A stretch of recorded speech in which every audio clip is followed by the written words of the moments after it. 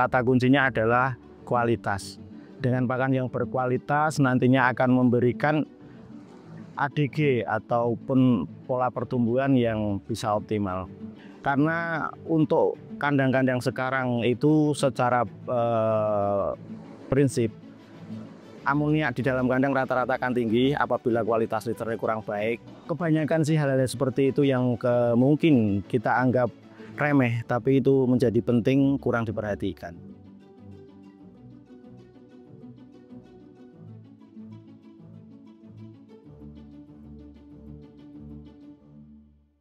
Perkenalkan, nama saya Iwan Supriyadi, di Broiler Egg sebagai Kepala Unit Jogja, area Jogja 1.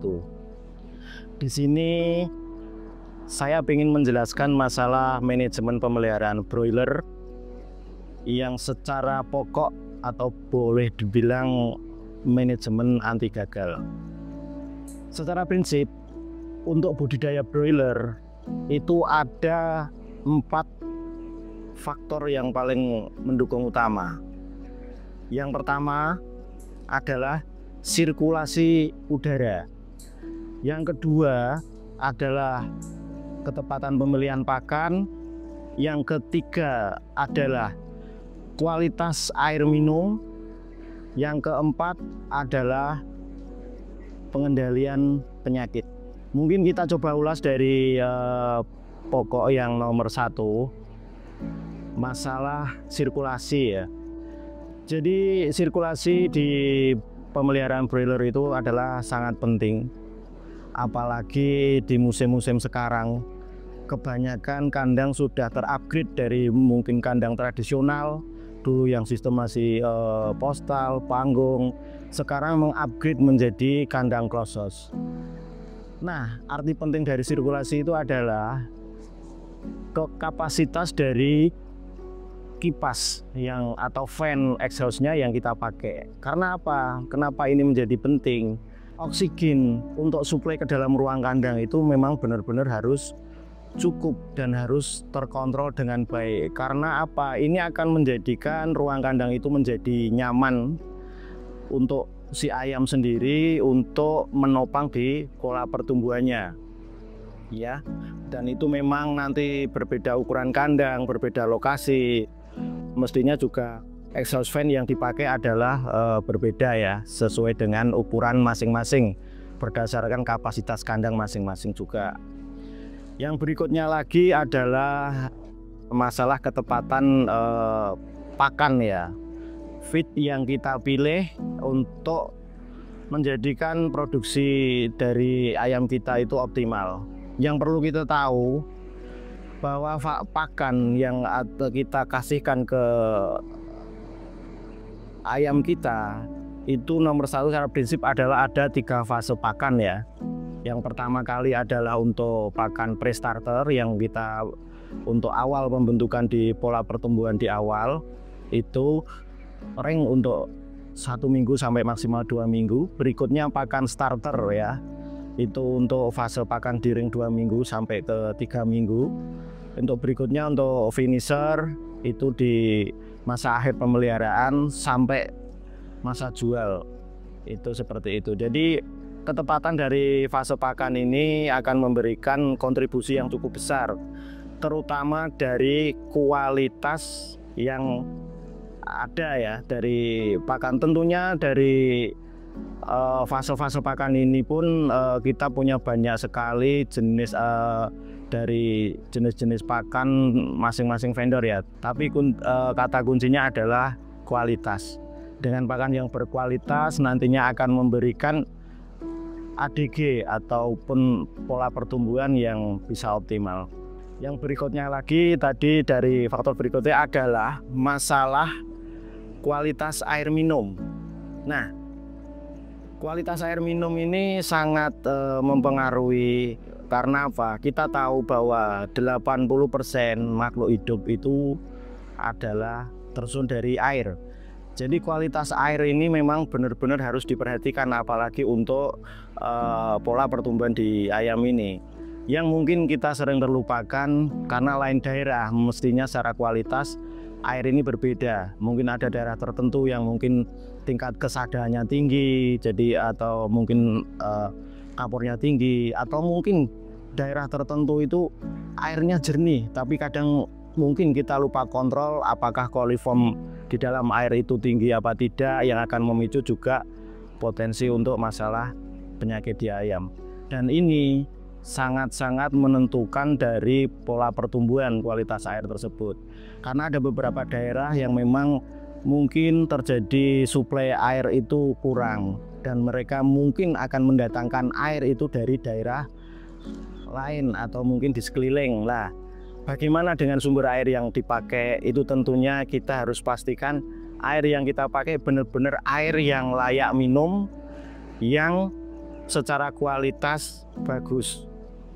Kita tidak ngomong masalah kejernihan atau warna air ya, tapi kualitas itu mungkin bisa dilakukan dengan sistem tes di laboratorium, atau mungkin ke PDAM terdekat, atau mungkin bisa juga ke lab secara expert. Itu sih mungkin untuk masalah kualitas air ya. Yang berikutnya lagi tadi, yang poin nomor 4 adalah masalah pengendalian penyakit.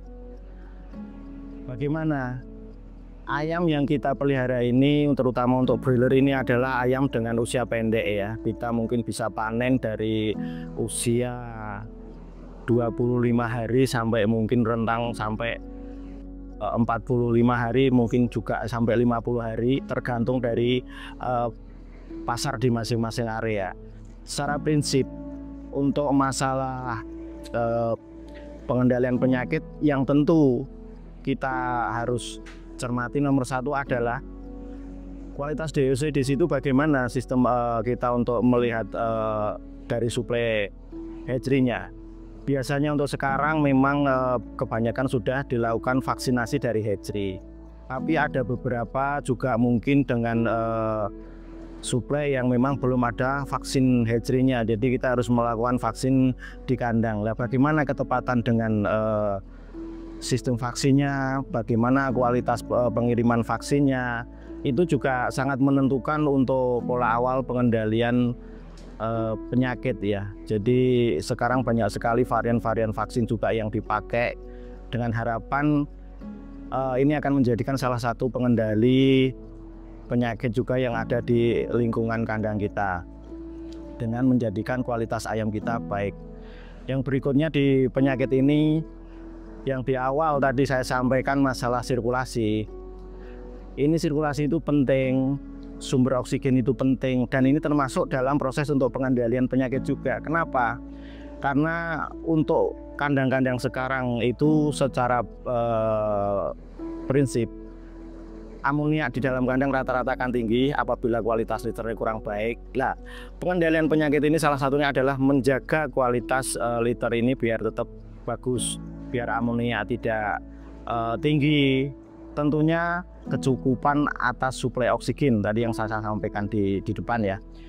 Untuk berikutnya lagi, selain mungkin kita sudah bentengi ayam-ayam kita dengan vaksin yang tepat, berikutnya adalah untuk antisipasi bakterial ya. Bakterial kita dengan sistem pemberian antibiotik yang dianjurkan sesuai dengan kondisi wilayah area masing-masing, karena kecenderungan kita bisa melihat dari historical kandangnya, daerah tersebut mungkin ada potensi yang cenderung sering muncul di area-area tersebut. Apakah penyebabnya untuk penyakit dari pernafasan atau mungkin dari di pencernaan, lah itu kita perlu ada pilihan antibiotik yang tepat untuk pengendalian di kesehatan ayam tersebut.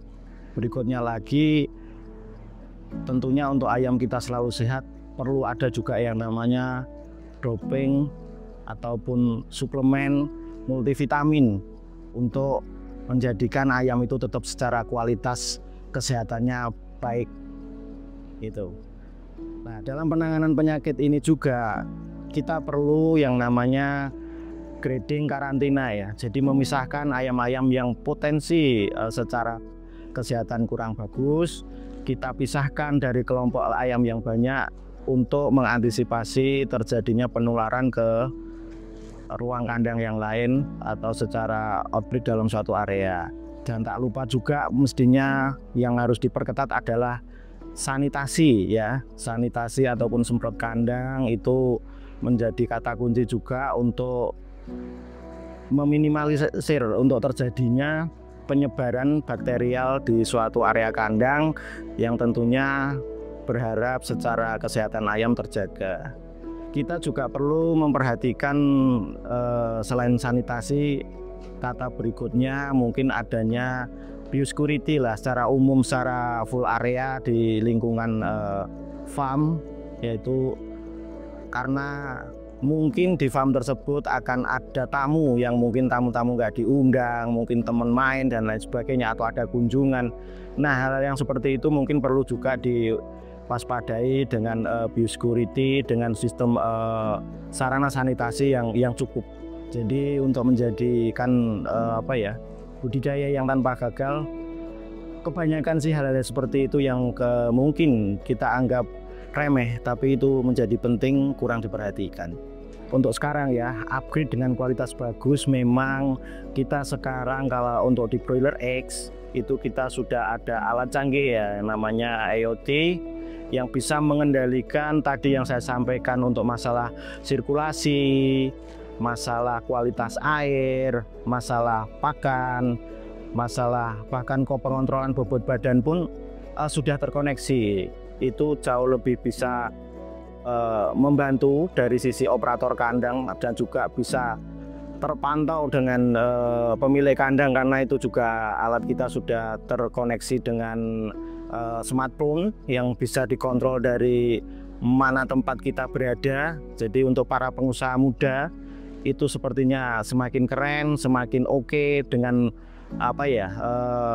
bisa kongko kita bisa mantau ayam kita di kandang, kita bisa mengendalikan secara kondisional. Itu memang saya bilang luar biasa untuk alat tersebut, IoT Broiler X. Ayo bermitra bersama Broiler X. Dadah.